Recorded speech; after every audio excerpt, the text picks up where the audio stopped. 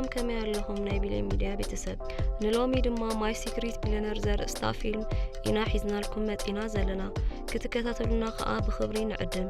ፊልሙ ዝጅምር ናይ ሓደ ሃብታም ሰብ ናይ ህይወቱ ናብራ የርእየና ብሄሊኮፕተር ገይሩ ናብ ሓደ ናይ በረድ ጎቦ ይኸይድ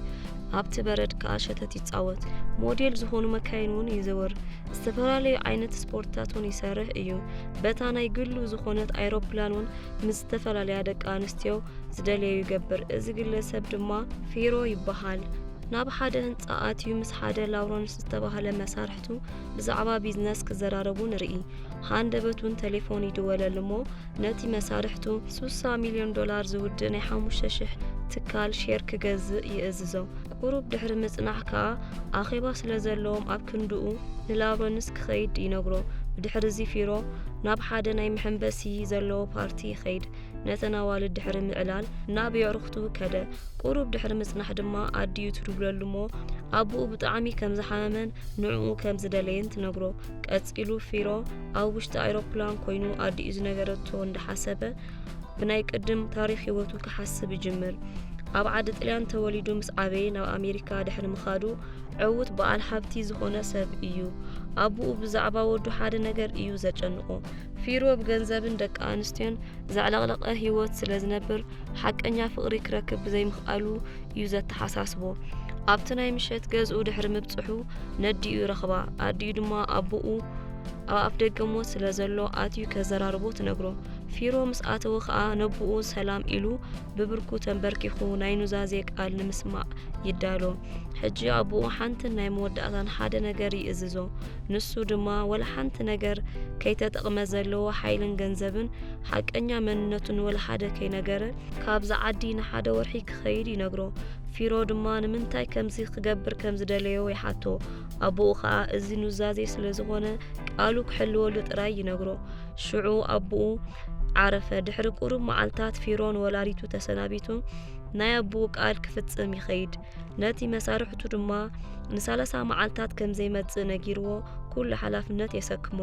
መንጃ ፍቃዱ እውን ብናይ ኣውቲስቱ ይቕይሮ ሕጂ ፊሮ ናብ ኒውዮርክ ትበሃል ከተማ ኣተወ ኣብ ኢዱ ሓደ ቦርሳ ጥራይ እዩ ሒዙ መንነቱ ከይነገረ ድማ ኣብ ሓደ ቤት መግቢ ስራሕ ክቆጽሮ ይሓቶም እንተኾነ ግን እቲ ዋና ፍቃደኛ ኣይነበረን ንምሸቱ ድማ ናብ ሓደ እንዳመስተ ከደ ኣብቲ ባር ኮይኑ እንዳተመገበ ከሎ ከዓ ኣብ ጥቑ ሓንቲ ጽብቕቲ ጓል ይርኢ ብዙሕ ድሕሪ ምዕላሎም ድማ ፊሮ ሽሙ ሓቢኡ ብናይ ኣውቲስቱ ሽም ክሎድ ኢሉ ይላለያ ኣብ ዕላሎም ድማ እንታይ ከም ዝሰርሕን ኣበይ ከም ዝነብርን ኣይነገራን እታ ጓል ከዓ ተራሰብ ስለ ዝመሰላ ሓሪቓ ገዲፋቶ ትኸይድ ንሳ ክትስእ ዝረኣየታ ፒታ ዝተባህለት ጓል ከዓ ኣብ ጥቑ መጽያ ኮፍ ትብል ጽብቕቲ ትበሃል እኳ እንተዘይኮነት እንተኾነ ግን ጽቡቕ ኣጠማምታ ዘለዋ ሰብ እያ ፊሮ ድማ ዝሓድረሉ ቦታ ከም ዘይብሉ ምስ ነገራ ናብ ገዝኣ ትወስዶ ገዝኣ ምስ በጽሑ ድማ ሓንቲ ጓል ደቂሳ ይርኢ ፒታ ከዓ መን ከም ዝኾነት ከይነገረቶ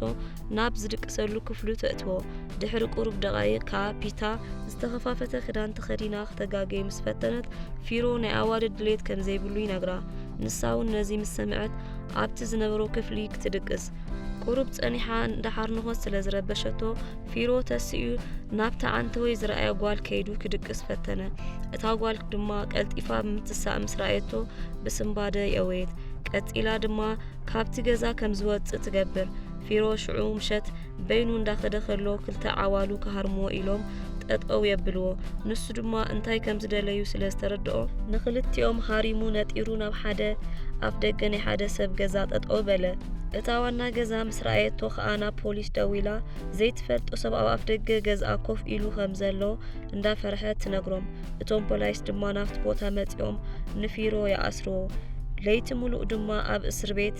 ምስ ሕለፈ ንግሆ ይፈትሕዎ ምሸት ኣሸጊሮሞ ዝነበሩ ዓዋሉ ምስኡ ተኣሲሮም ስለ ዝነበሩ ናቱን ናይቶም ዓዋሉ መንነትን ብጥልቀት ከጻርዩ ጀመሩ እዚ ከምዚ ኢሉ ከሎ ዲያና መንገዲ እንዳኸደት ከላ ቅድሚ ሕጂ ብድሕሪኣ ተኸታቲሉ ዘጥቃዓ ሰብ ሕጂ እውን ዝከታተላ ዘሎ ኮይኑ ይስምዓ ዳሓር ናብ ናይ ኣዲኣ ገዛ ከይዳ ነቲ ማዕጾ ብሓይሊ ትኩሕኩሖ ገዝኣ ምስ ኣተወት ከዓ ተረጋግአት ኣዲኣ ድማ እዚ ፍርሒ ክገድፋ ዓርኪ ክትሕዝ ከም ዘለዋ ትነግራ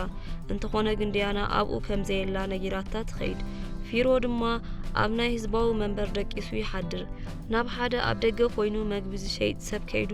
ብዝነበረቱ 50 ሳንቲም መግቢ ክገዝእ ሓሰበ እንተኾነ እቲ ሸያጢ ሳንቲሙ ከይተቐበለ ብነፃ ሃቦ ብድሕሪኡ ጽርግያ እንዳተሳገረ ከሎ መኪና ተሃርሞ እቲ ኣውቲስታ ብስምባደ ወሪዱ ድሕነቱ ድሕሪ ምርግጋጽ ምስኡ ክዕልል ጀመረ ፊሮ እንታይ ዓይነት ስራሕ ክሰርሕ ከም ዝደሊ ምስ ነገሮ ፍሬድ ሓደ ዓሚሉ ኣውቲስታ ከም ዝደሊ ነጊሩ በመኪና ሒዝዎ ናብ ገዝኦም ከደ ኣብቲ ውሽጢ ገዛ ድማ ሓደ ከርተስ ተባህለ ሰብ ንደቂ ሰባት ከም ንብረት ዝርኢ ሕማቅ ባህሪ ዘለዎ ሰብ እዩ ምስ በዓልቲ ቤቱ ዝኾነት ካት እንዳተቋሪቑ ይሪኦም ምስ ወድኡ ከዓ ፊሮ ኣትዩ የዘራርቦ ከርተስ ከዓ ካብ ኣውቲስትነት ወፃኢ ካልእ ትእዛዝ ከም ዘስርሖን ምስኦም ክነብር ከም ዝኽእልን ይነግሮ ፊሮ ድማ ስራሕ ብጣዕሚ ስለ ዘድልዮ በሓሳቡ ይሰማማዕ በዓልቲ ቤቱ ከዓ ንሎሚ ምሸት ባርተንደር ስለ ዘድልዮም ፊሮ ከስርሖ ትእዝዞ ፊሮ ድማ ሙሉእ ለይቲ ኣጋይሽ ክእዘዝን ኣቑሑት ክሓጽብን ኣምሰየ እቲ መደብ ምስ ተወድአ ድማ ከርተስ ፊሮ ነቶም ኣጋይሽ ብመኪና ነናብ ገዝኦም ክወስዶም ይእዝዞ ኣብ መንገዲ ከሎ ከዓ ናብ መሳርሕቱ ደው ኢሉ 5,000 ቦናስ ክህቦም ይነግሮ ፊሮ ገንዘብ ንምርካብ ከምዚ ድኻም ከም ዘለዎ ሓሲብዎ ኣይፈልጥን ነቶም ኣጋይሽ ኣብፂሑ ናብ ክፍሉ ምስ ተመልሰ ካት ምስቲ ሒዛ ትጽበዮ ጸንሐት ሃንደበት ከኣጓሉ ንከርተስ ናንሲ ምስ ኳሕኩሐት ካት ኣብ ትሕቲ ዓራት ትሕባእ ናንሲ ናብ ውሽጢ ኣትያ ንፊሮ ርክብ ክፍጽም ክደፋፍኦ ከላ ሕጂውን ሃንደበት ማዕጾ ከርተስ ይኩሕኩሕ ናንሲ ከዓ ቀልጢፋ ትሕባእ ከርተስ ድማ ሓደ ነገር ድሕሪ ምንጋሩ ይኸይድ ቀጺላ ናንሲ ተኸቲላቶ ትወፅእ ሕጂ ፊሮ ምስካት በይኖም ይሓድሩ ኣብቲ ዝቐጸለ መዓልቲ ፊሮ ንከርተስ ናብ ቤት ጽሕፈት ይወስዶ ናብ ውሽጢ ምስ ኣተወ ድማ ንድያና ይርኣ ንሳ ከዓ ናብኡ ክትቀርብ ከም ዘይደለየት ምስ ረኣያ ገዲፍዋ ኸደ ድሕሪ 3 መዓልቲ ከዓ ብዘይ ዝኾነ መልእኽትን ምኽንያትን ዕምባባ ይሰደላ ድሕሪ ቁሩብ ድማ ከርተስ ናብ ድያና ደው ኢሉ ኣብ ኦፊስ ቦርሳ ረሲዑ ስለ ዝመጸ ብታክሲ ጌራ ሒዛትሉ ክትመጽእ ይነግራ ድያና ከዓ ሕጂ ንቐብሪ ክትከይድ ስለ ዝኾነት ከም ዘይጥዕማ ምስ ነገረቶ ከርተስ ወላ ሓደ ከይተዛረበ ቴሌፎን ይዓጽዋ ድያና ከዓ ቦርሳ ሒዛ ቀልጢፋ ናብ ገዝኡ ትኸይድ ድሓር ንፊሮ ትሪኦ ከርተስ ከዓ ንብረቱ ድሕሪ ምቕባሉ ንፊሮ ናብ ዝደለየቶ ቦታ ከብጽሓ ይነግሮ ኣብ ውሽጢ መኪና ድማ ፊሮ ከም ብሓድሽ ይላለያ ዝሓለፈ ምሸት ኣብ ናይ ፒተር ገዛ ዝተፈጥረ ነገር ይቕሬታ ይሓታ ናብ ኦፊሳ ድማ ዕምባባ ዝለኣኸ ንሱ ከም ዝኾነ ይነግራ ምስ ኣናብቲ ናይ ቀብሪ ቦታ ከም ዝኸይድን ምስ ወድኡ ድማ ብሓንሳብ ቡን ክሰትዩ ምዃኖም ይነግራ ኣብቲ ናይ ቀብሪ ቦታ ከዓ ቀሲሎም ክዕልሉ ጀመሩ ሕጂ ክልቲኦም ጽቡቕ ተቐራረቡ ድሕሪ ቀብሪ ድማ ብሓንሳብ ቡን እንዳሰተዩ ከለዉ ድያና እዚ ናይ ፍቕሪ ሌላ ከም ዘይኮነ ንፊሮ ብግልጺ ተረድኦ ዋላ እኳ ከምዚ እንተበለቶ ምስኡ ምህላዋ ግን ብጣዕሚ ሰላም ተሰሚዕዋ ነበረ ኣብ ዕላሎም ድማ ድያና በዓል ቤታ ኣብ ናይ ዒራቅ ውግእ ከም ዝሞተ ትነግሮ ድሕሪ ቁሩብ ደቓይቕ ዕላሎም ወዲኦም ንድያና ናብ ገዝኣ እንዳወሰዳ ስለ ሓላፊኦም ክፍኣት ክዘራረቡ ጀመሩ ድያና ብናይ ከርተስ ክፍኣት ምኽንያት ኣብ ካልእ ስራሕ ክትቆጸር ከም ትሓስብ ትነግሮ ናብቲ ናይ ስድራ ገዛ ድሕሪ ምብጽሖም ኣብ ኣፍ ደገ ብዙሕ ይዕልሉ ብድሕሪኡ ሰኣማ ሽዑ ወለዳ ብፍኒስትራ ይርዩ ነበሩ ፊሮን ድያናን ድማ ካልእ ግዜ ክራኸቡ ቃሊት ተኣታተው ኣብቲ ዝቐጸለ መዓልቲ ጓሉ ንከርተስ ናብ ኦፊስ ከይዳ ፊሮ ኣብ ክፍላ እንዳመጸ ከም ዘሸግራ ምስ ነገረቶ ከርተስ ብኡ ንብኡ ኣባረሮ እዚ ዝረኣየት ድያና ድማ ከርተስ ንምንታይ ክብረሰብ ከም ዘይብሉ ምስ ሓተተቶ ንዓኣውን ኣባረራ ቀጺሎም ፊሮ ምስ ድያና ካብ ኦፊስ ይወጹ እንዳዕለሉ ድሕሪ ምጓዓዝ ድያና ምስ ቤተሰባ ድራር ክበልዕ ትዕድሞ ፊሮ ምስቶም ቤተሰብ እንዳተደረረ ከሎ ኣከታቲሎም ሕቶታት ይሓትዎ ፊሮ ድማ ሓቀኛ መንነቱ ሓቢኡ ሓሲዩ ይነግሮም ወለዳ ድማ ፊሮ ዕላማ ዘይብሉ ሕማቅ ሰብ ምዃኑ ይርድኡ ቀጺሉ ፊሮ ሎሚ ካብ ስራሕ ከም ዝሰጎገ ምስ ነገሮም ጓሎም ምስ ሕማቅ ሰብ ርክብ ምጅማራ ሓረቑ ድሕሪ ብዙሕ ከዓ ድያና ምስ ፊሮ ብሓንሳብ ኮይኖም ስራሕ ክደልዩ ጀመሩ ድያና ከዓ ናይ ቢዝነስ ትካል ከፊቶም ፊሮ ምስኣ ክሰርሕ ትነግሮ ኣብ ትሰርሓሉ ዝነበረት ግዜ ቁሩብ ገንዘብ ስለ ዘቐመጠት ነዚ ስራሕ ከም ተውዕሎ ትነግሮ ፊሮ ከዓ ክመጾም ዝኽእል ክሳራ ከም ዝኽእልዎ ኣእሚንዋ ብሓሳባታ ይሰማማዕ ዋላ እኳ ፊሮ ብዛዕባ ቢዝነስ ኣፍልጦ ይሃልዎ ንሱ ዝፈልጦ ስልቲ ገዲፉ ድያና ብዝበለቶ ይሰማማዕ ሽዑ ምሸት ድራር እንዳበልዑ ብዛዕባ ናይ ትካሎም ሽም ክዘራረቡ ጀመሩ ድሕሪኡ ክልቲኦም ተስዮም ምስዕሳዕ ጀመሩ ምስ ወድኡ ከዓ ናብ ክፍሎም ኣትዮም ክሰዓዓሙ ጀመሩ ብድሕሪ እዚ ዲያና ጠጠው ተብሎሞ ካብዚ ንላዕሊ ክኸዱ ከምዘይብሎም ትነግሮ ፊሮ ብዝተደናገረ ስምዒት ምክንያት ኣይሓታ ንሳ እውን ምክንያት ከምዘይትነግሮ ኣፍለጠቶ ፊሮ ድማ ሙሉእ ብሙሉእ ክትኣምኖ ይነግራ ንሳ እውን በዓል ቤታ ቅድሚ ምማቱ እንታይ ተዛሪቡ ከም ዝነበረ ንምፍላጥ ናብ ዓርኩ ከም ዝደወለት ዓርኩ ከዓ ኩሉ ነገር ክነግራ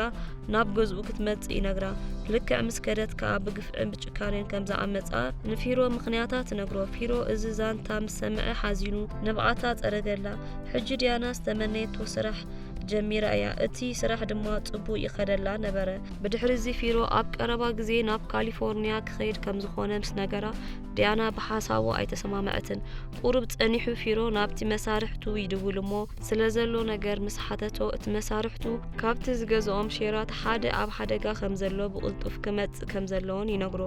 ፊሮ ናብ ካሊፎርኒያ ተበገሰ ናብ ቤት ፍርዲ ድማ ቀረበ ቤት ፍርዲ ከዓ ንፊሮ እቲ ትካል ክቆጻጸሮ ፈረደሉ በዚ ከዓ ተሓጎሱ ፊሮ ደጊሙ ናብ ኒውዮርክ ይምለስ እሞ ናብ ናይ ዲያና ኦፊስ የመርሕ ልክዕ ምስ ኣተወ ነቲ ናይ ቅድሚ ሕጂ ኣስራሒኡ ዝነበረት በዓልቲ ቤቱ ረኺባ ትስዕሞ እዚ ድማ ኣብ ሞንጎ ፊሮን ዲያናን ዝነበረ ርክብ ዓብ ጸገም የምጽእ ሕጂ ፊሮ ኣቡኡ ን30 መዓልቲ ዝሃቦ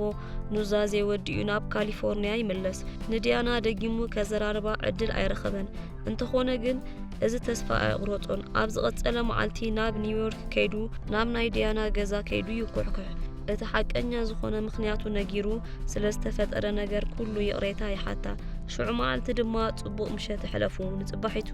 ናብ ካሊፎርኒያ ሒዝዋ ይኸይድ እሞ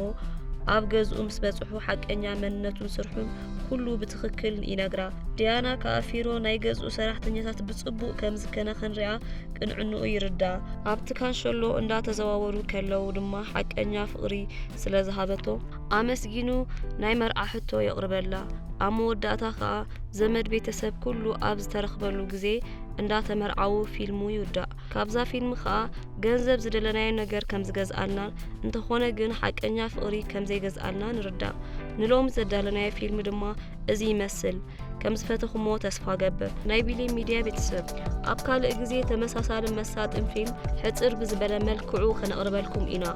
ሼር ኮመንት ላይክ ሳብስክራይብ ከዓ ይትሕመቑ ኣብ ዘለኹሞ ሰሰናዩ